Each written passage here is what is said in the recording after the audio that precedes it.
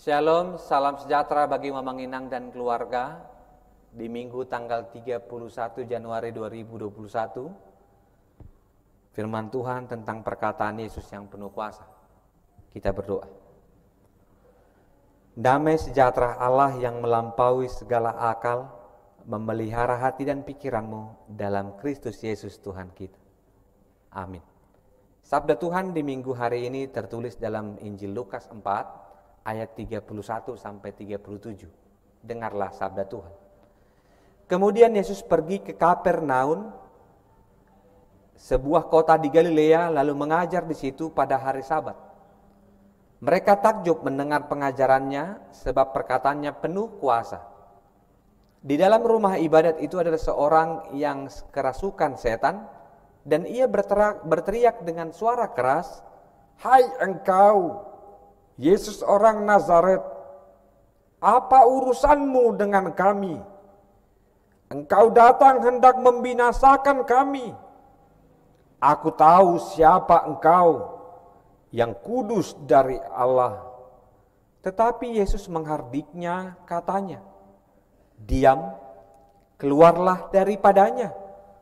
Dan setan itu pun menghempaskan orang itu ke tengah-tengah orang banyak, lalu keluar daripadanya, dan sama sekali tidak menyakitinya.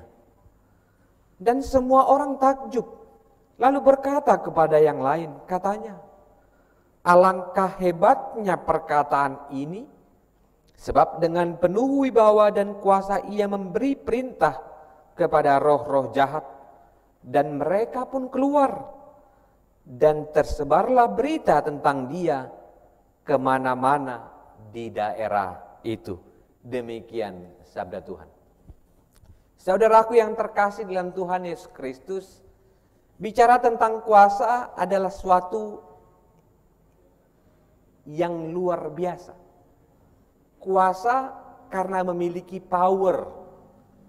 Kuasa karena ada sesuatu yang menggerakkannya, baik itu dalam perkataan maupun dalam simbol gerak, dan dia bisa mengubah dalam kuasanya. Kuasa juga bisa terlihat dalam jabatan. Ketika jabatan dilakukan dan akhirnya mengarah kepada sebuah dampak, dia akan menggerakkan. Namun ada juga kuasa negatif, di mana dia memasuki sesuatu dan membuatnya menjadi hancur karena kehilangan sesuatu yang positif untuk dilakukan. Inilah yang disebutkan dengan kuasa roh jahat. Kuasa roh jahat berbanding terbalik dengan kuasa Allah yang menyegarkan, yang memberikan kehidupan, bahkan tulang-tulang yang sudah berserakan pun ketika dia dihidupi oleh roh, dia akan menyatu. Ketika badan manusia yang kehilangan kesehatan, ketika dia dihidupi oleh roh Allah, dia menjadi pulih dan dipulihkan. Firman Tuhan hari ini berbicara tentang Yesus yang penuh kuasa. Setelah Yesus melakukan pelayanan di sebuah tempat, ia melanjutkan pelayanan tempat lain. 31 dikatakan, kemudian Yesus pergi ke Kapernaum, ke sebuah kota di Galilea, lalu mengajar di situ pada hari-hari Sabat.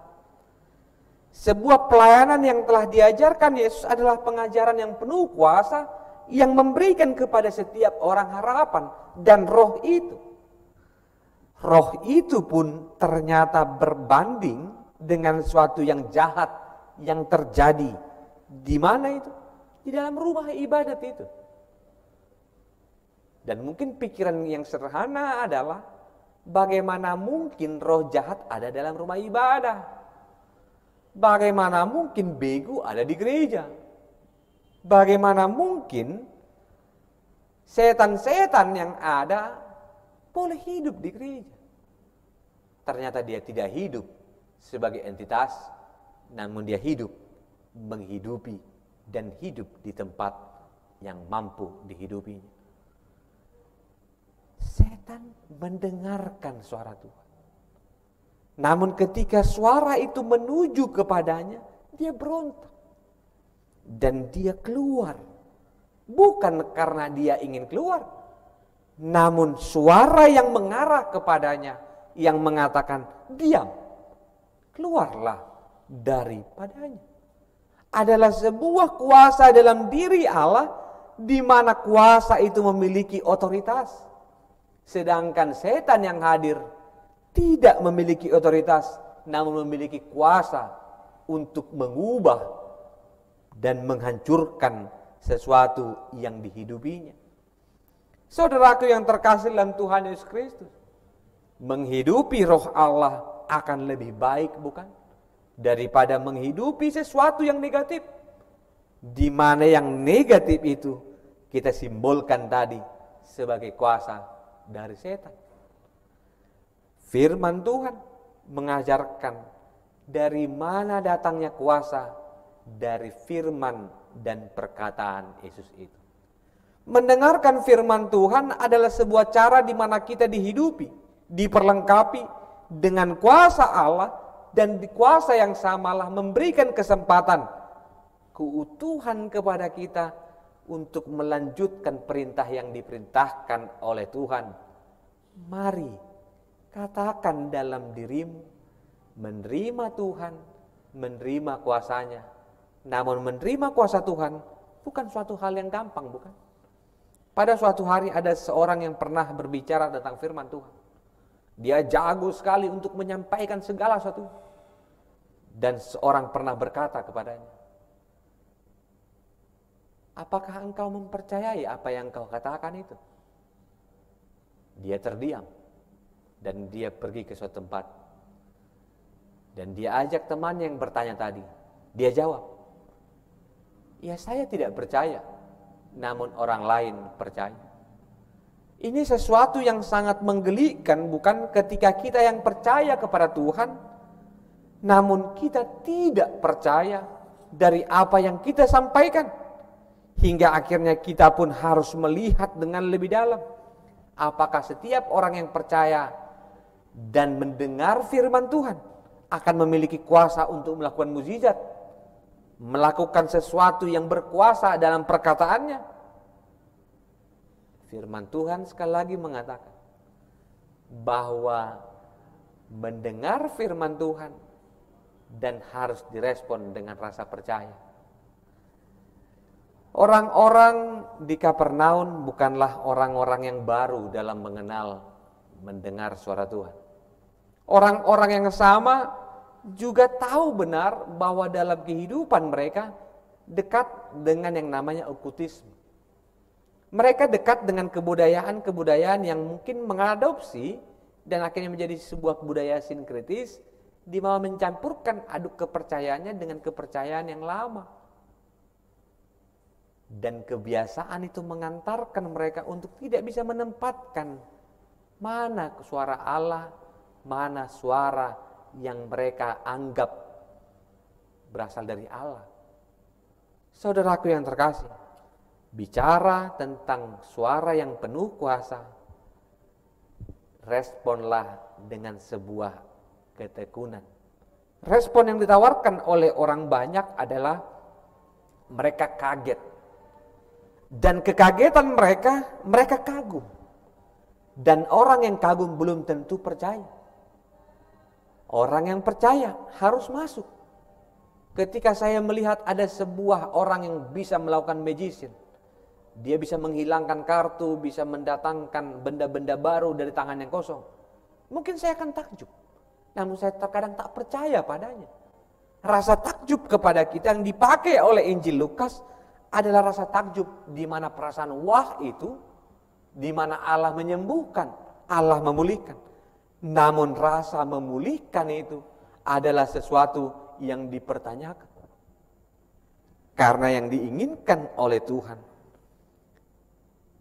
mari menerimanya, mari mengakuinya, dan mari mengimaninya. Allah yang sama di perjanjian lama, Allah yang sama dalam perjanjian baru, Allah yang sama dalam imanmu hari ini adalah Allah yang memiliki kuasa menyembuhkan hidupmu. Apa yang diinginkan Allah ketika penerimaan itu ada? Transformasi, perubahan bentuk adalah suatu yang diharapkan. Perubahan yang ingin dilakukan adalah kesengajaan untuk melakukan kondisi yang baru, wujud yang baru, bahwa mengimani Allah adalah dengan kuasa di mana kita melihat tak ada sesuatu yang boleh mengubah hidup ini selain firman yang memberikan kuasa untuk berubah. Mampukah firman mengubah orang? Saya katakan mampu. Karena firman Tuhanlah yang dipakai untuk mengubah roh jahat. Mengubah orang yang kerasukan setan dan mengubah hati yang beku menjadi cair hanya karena kuasa dalam firman Tuhan. Saat itu kita katakan, firmanlah yang mengubah kita untuk melakukan kerendahan hatian dan melakukan panggilan yang diberikannya. Alani, peyok, jakon, hanguluhon, jala berita homma, ia debata naung dibege, debata na dihaporsai, debata na makanguluhon, asiniroha di bagas tabe. Terpujilah Kristus yang menyertai kita hari ini, esok sampai selama-lamanya. Amin. Tuhan Yesus Kristus, kami mengucap syukur untuk hari ini.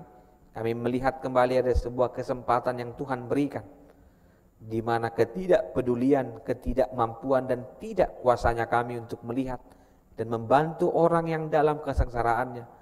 Firman Tuhan berkuasa, dan biarlah setiap orang yang berdoa, yang mengalami sebuah kedekatan dan mengalami transformasi dalam hidup ini, dan firman yang didengar boleh menjadi firman yang menghidupi dan lebih kuasa untuk memberikan kesehatan, pemulihan dari sakit, dan kami menemukan alasan untuk tetap bersuka cita dan tidak takut dalam menjalani kehidupan di mana Tuhan berikan.